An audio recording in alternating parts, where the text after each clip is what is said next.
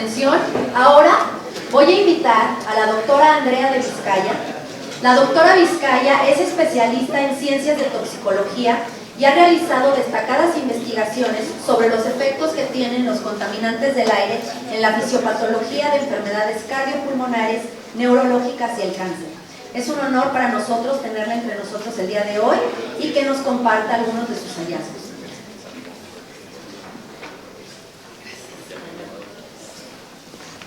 Bueno, primero que nada, muchas gracias por la invitación y me da mucho gusto poder estar aquí compartiendo este foro. Me parece muy importante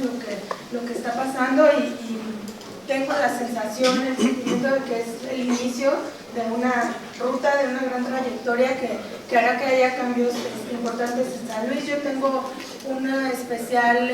cariño a San Luis, tengo genes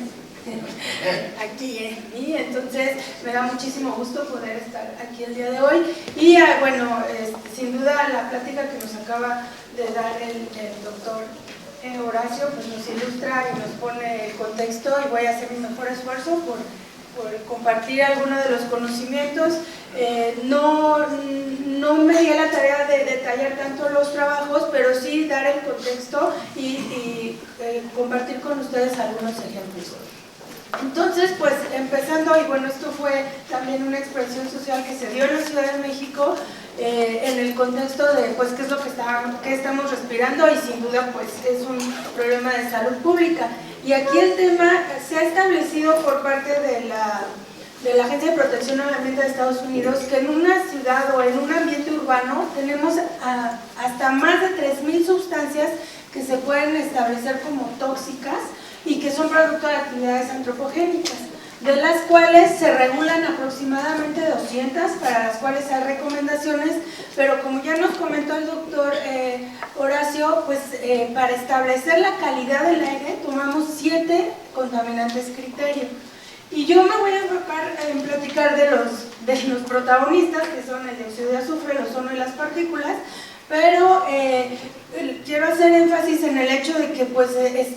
tenemos muchísimas sustancias tóxicas, algunas están reguladas, pero solo usamos 7 para establecer una buena calidad del aire. Entonces de ahí pues ya ponemos el contexto o el parámetro, la regla mucho más abajo de lo que realmente está en un contexto urbano. Y en este sentido, pues en Ciudad de México, que es la que más hemos trabajado, se ha establecido cuáles son las principales fuentes de emisión. Para esto pues se catalogan en varias, o sea, distintos tipos de fuentes de emisión: el transporte, la industria, los servicios comerciales y residenciales. Y en este sentido es por emisiones primarias, emisiones secundarias y lo que son las influencias que hay en el medio ambiente, que es lo que hace que se generen los diferentes contaminantes. Y ya bueno, en la práctica anterior tenemos hasta 21% de las enfermedades o de neumonías atribuidas a la exposición a la contaminación, infartos al miocardio, enfermedades isquémicas del corazón, enfermedad pulmonar obstructiva crónica y cáncer del pulmón. Y esto cuando pensamos o en el órgano directamente, en el órgano blanco o aquello que está relacionado con las enfermedades cardiopulmonares. Sin embargo, ya se ha establecido que los contaminantes como tal pueden afectar diversos aparatos y sistemas. Entonces, ya mencionaba Horacio,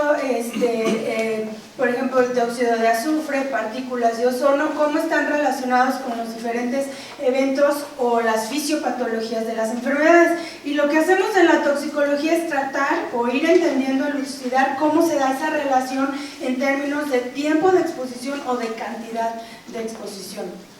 Y para esto, bueno, me di la tarea de dar así un poquito el contexto de cada uno de estos 3 protagonistas que les comentaba, o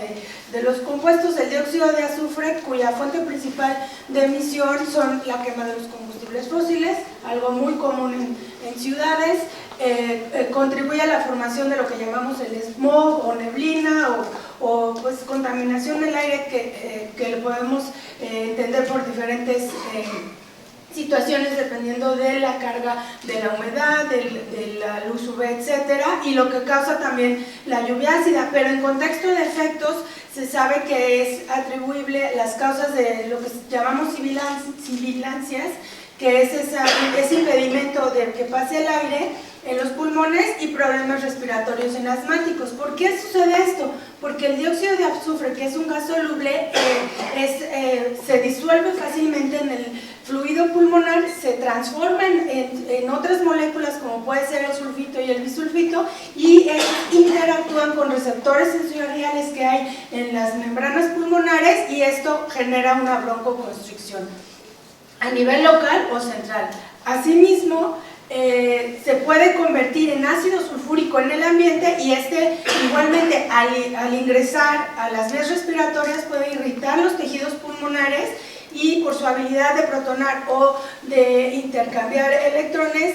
se une a ligandos de receptores, y lo que induce es inflamación y daño tisular y estrés oxidante. Y esta broncoconstricción también a nivel sistémico puede estimular vías autonómicas del sistema nervioso e induce efectos sobre el sistema circulatorio y cardiovascular.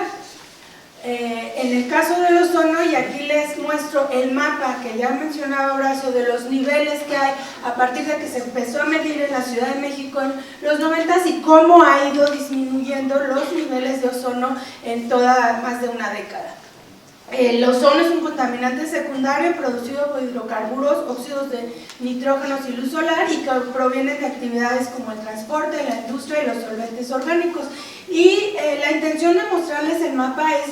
dar la evidencia de lo importante que es tener las mediciones, para que uno, por supuesto, como una referencia del antes y el después, pero porque también nosotros lo vamos a utilizar en el contexto de las evaluaciones de los impactos a la salud que vamos haciendo. En el caso del ozono, es un gas irritante y oxidante que puede generar, ya como mencionamos, problemas respiratorios, daño pulmonar e inflamación. Induce irritación a nivel ocular, secreción nasal, pero también tiene un importante papel en lo que es la crisis o la broncoconstricción del asma, y puede aumentar la susceptibilidad de enfermedades respiratorias. Y aquí gráficamente, en este corte histológico de lo que sería un epitelio pulmonar, lo que podemos ver es que cuando está el aire filtrado, observamos una arquitectura de la histológica del corte en las vías respiratorias, lo que podemos decir ordenada o sana, donde se ve perfectamente los cilios pulmonares, las células y la arquitectura de sostén. Y esto es a concentraciones de 200 partes por millón durante 4 horas. Entonces, aquí para ilustrar, y bueno, el ozono también, al ser un oxidante por excelencia, va a inducir mecanismos de respuesta inflamatoria. Y es importante mencionar que no va a penetrar más allá del fluido epitelial, sin embargo va a afectar de manera importante, y se va también a relacionar con otros componentes celulares como pueden ser ácidos grasos, compuestos de bajo peso molecular, otras moléculas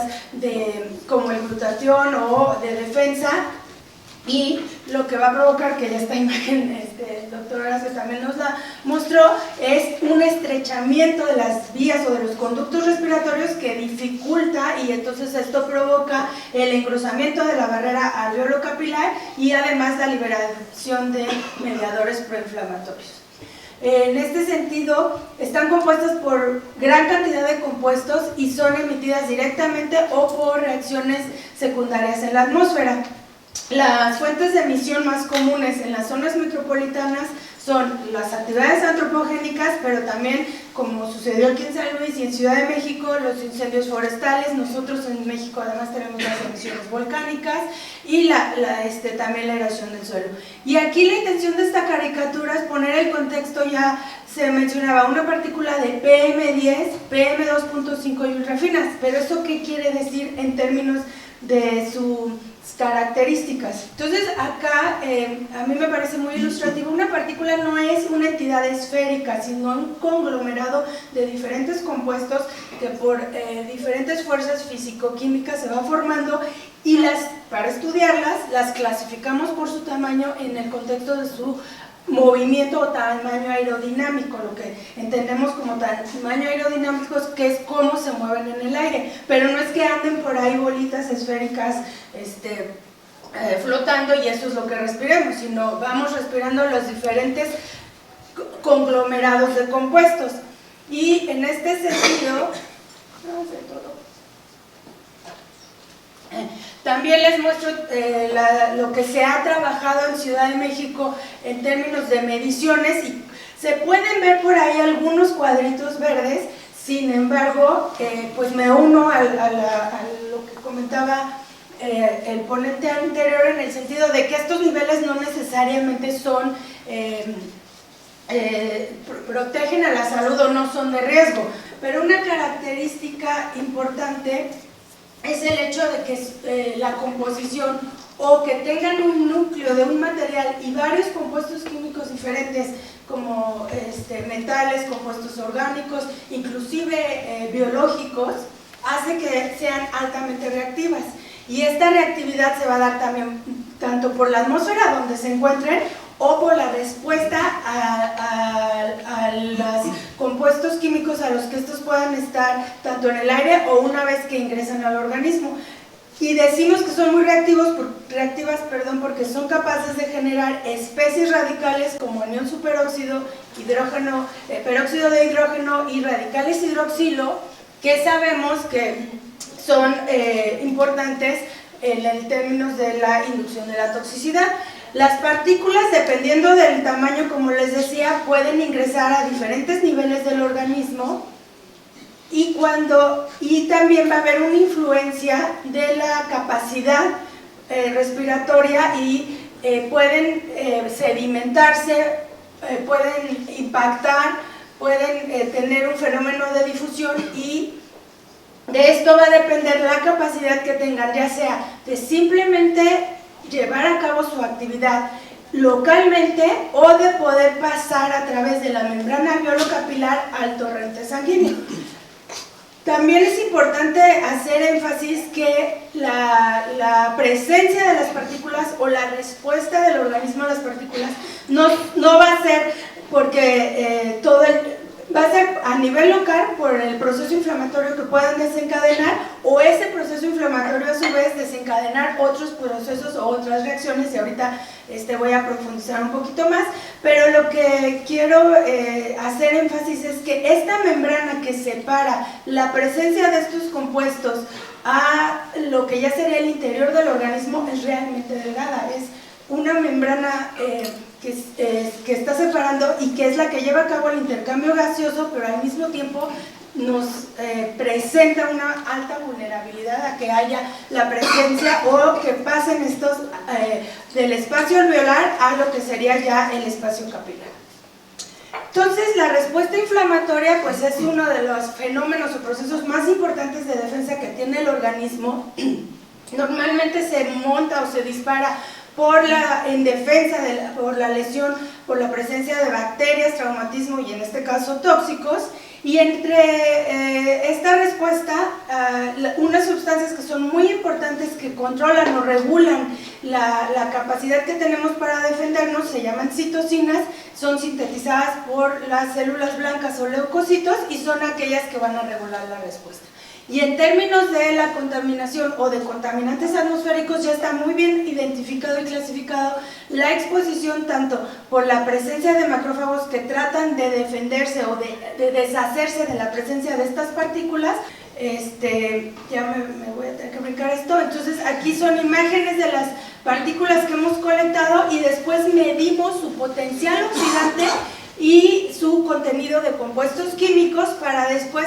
ver qué le hacen a las células. Tomamos celulitas de epitelios pulmonares o de macrófagos que son células de defensa y vemos si la diferenciación que hacemos en época del año o en regiones norte, centro y sur de la ciudad nos dan diferencias y por eso establecemos que físicamente son diferentes o físico-químicamente son estas partículas. Y lo mismo hemos hecho con otros modelos experimentales animales donde también hemos medido mediadores proinflamatorios y genes de respuesta antioxidante y proteínas. Entonces aquí nada más para ilustrar que la exposición aguda en lavado bronquialveolar de modelos experimentales animales pudimos medir los indicadores de inflamación por la exposición a las partículas más pequeñitas, que fueron las finas y las ultrafinas. Y después nos dimos a la tarea de medir la respuesta antioxidante en este mismo esquema de exposición, pero a nivel pulmonar y a nivel de aorta, como un indicador del efecto de la respuesta cardiovascular. Y lo interesante es que una exposición aguda de 3 días nos da esta respuesta a los 3 días, y cuando hacemos una exposición subcrónica de 8 semanas, lo vemos ya a nivel del aparato o del sistema cardiovascular, porque hay una situación muy importante que son los cambios epigenéticos. Los cambios epigenéticos son modificaciones del ADN o de histonas que van a tener un impacto en la condensación de la cromatina. Pero pues esto, ¿qué quiere decir? No van a cambiar la secuencia del ADN, sino lo que van a hacer es que al modificar la forma en que la cromatina se va a condensar y ir cambiando estas histonas, que son moléculas que controlan cómo se enrolla el ADN, digamos, tiene un impacto en lo que llamamos el fenotipo. Normalmente pensamos en el fenotipo en el sentido de si somos altos o chaparritos, o más gorditos, o más flaquitos, o si tenemos el cabello de cierto color, pero la respuesta a enfermedades también es parte de nuestro fenotipo, y ahí es donde está impactando esta exposición, porque entonces ya no estamos respondiendo igual a estos insultos o a estos daños que nos genera la exposición a la contaminación. Y esto es algo que ya en este año, este artículo, una disculpa porque no puse la cita, pero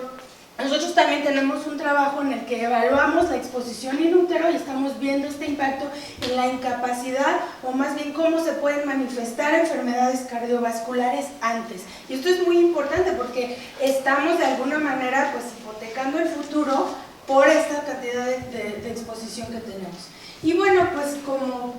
comentarios finales, yo lo que quiero hacer énfasis es que me parece súper importante que se establezca la medición de los contaminantes para que este tipo de estudios se puedan hacer a nivel local y se pueda hacer un mejor control de la exposición. Y pues muchísimas gracias por su atención.